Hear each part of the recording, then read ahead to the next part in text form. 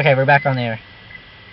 Okay, so there was that second reason of being raised Chinese, and then I think a third reason comes from me wanting to explore what that Chinese background is, and so much of me feels Chinese. However, I feel strongly about being Latina, so I don't necessarily identify myself fully as Chinese, but of course, because of the way I look, then that's the national, that's a typical reaction or response from people. Okay.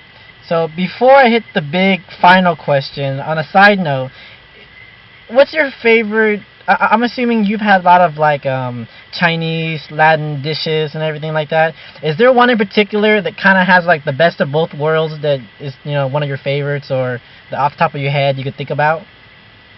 Well, with with Peruvian food, or yes, there is what's called chifa.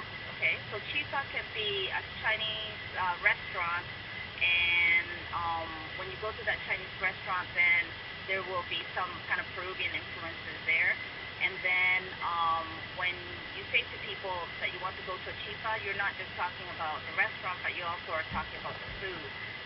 But if you look at Peruvian food, then you find that there is Chinese influence in Peruvian food. Like there is something like chow mein, but prepared with spaghetti noodles, right? Like spaghetti pasta, and so that's called tallarin saltado. And so there are also dishes that would include pasta that would be Chinese influence too. And so if you go to most Peruvian restaurants, then you'll find, especially here in North America, you'll find some dish, either whether it has meat, or seafood, that would be something chow fa, which means, chow mein. Fried rice, sorry, fried rice. And then you would find those other dishes. So for me, I like tallarin saltado, which is, the chow mein with the spaghetti noodles. Uh, but one of my favorite things would be lomo saltado, which is a stir fry of beef.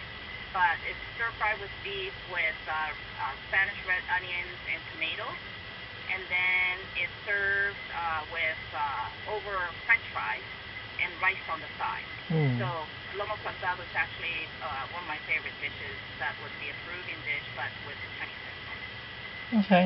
So the final question is everything that we talked about, your current research, and how can you summarize it in a way where it kind of like the modern take on it? Like, how do you think it affects people globally at the moment right now, like in modern times? Well, I think right. People talk about globalization as more of a modern, more recent phenomenon. But if you look at globalization, then it's something that's been taking place for a long, long time.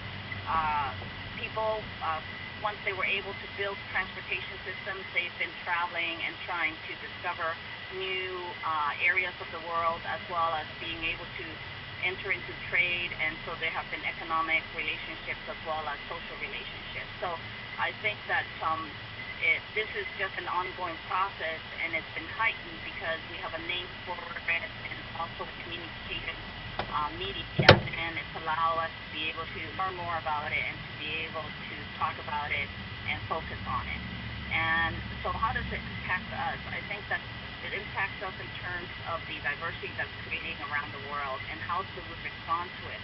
So either we can embrace it in terms of welcoming new people and being able to see what kind of a rich society that we can create, or we can, create barriers and say, no, we don't want people from other backgrounds to come, and because we're comfortable with the way things are, or we don't want them to take advantage of the resources that we have. So there can be negative reactions in terms of new immigrant communities coming in, but the challenge is, which communities do we accept and which ones do we not accept.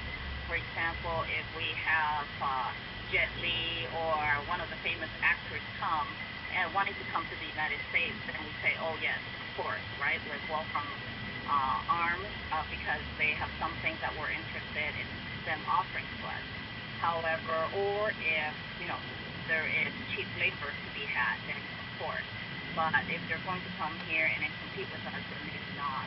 So it's this ongoing process where we, as a global society, and not just as a national society, but as a global society, need to be more open to see how we can be more welcoming of people and be able to share resources.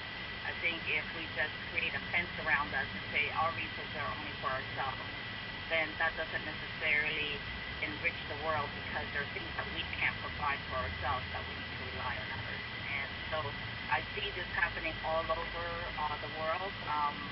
My sabbatical has been spent in Spain, and I can see that the kind of immigration that we were experiencing, 50 and more years ago, they're currently experiencing now, and they don't know how to respond to it. Some not Mexican, some Spanish feel that the Chinese are taking over their particular industries or jobs, etc. For example, there have been stores that have been opened. They're very similar to 99-cent stores, and so these 99-cent stores are open very late, and also open during the lunch hour and on Sundays. And typically, Spanish stores are not open on Sundays, and they're closed during, the lunch hour for people to be able to have a break and so forth. So the fact that the Chinese have,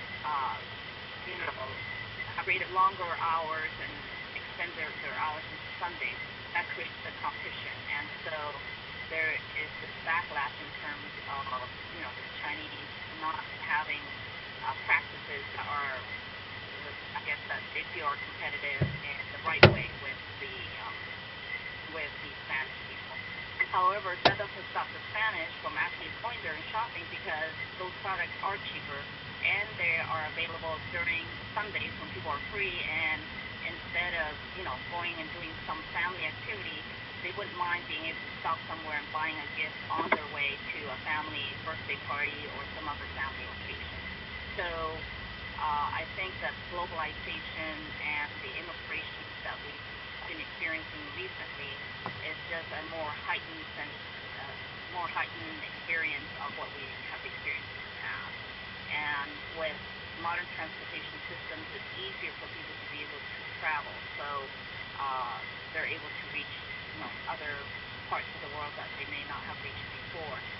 One of the interesting resources that we now have available is this 5-part video or film set that was done by a Canadian filmmaker called Chinese Restaurant. And in that film, he goes around the world and learns about Chinese restaurants that are functioning around the world.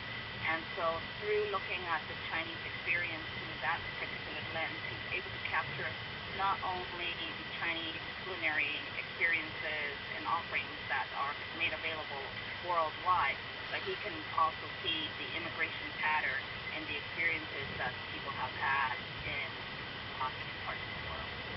So that's a potential wonderful resource for people to use that's very visual and is, condenses a lot of the feelings and a lot of the experiences that one can have all over the world. Okay. Well, I guess that wraps up all the questions I have. I would love to hear more about what you have to say, but I guess we still got a lot of things we got to work on. So I appreciate your opinions and you taking time away to talk to me and my group. Again, I apologize for all the craziness that I put you through so far, and yeah, I will get you a copy of our video once we finish, and yeah. I guess that concludes it. Okay, that's great. Okay. And I'm hoping to offer this class that I talked about at UCLA next year. So if there's a way to keep in contact with you and your group, I just know of you and Tiffany. So it would be great, if any of you continue to pursue this topic, for us to keep in touch, and so we can share resources with each other. Okay, well, I will pass around your email to anyone in class who wishes to talk to you more about everything or anything. So yeah, my laptop is gonna die right now because I don't have the charger. But I appreciate everything again, and you will hear from me. You will hear from me in like a week, and I will try my best to send you a copy of the video. Okay. Okay. Brian, good to talk to you. All right. Thank you. Good luck with your group. All right. Thank you. Bye. Bye.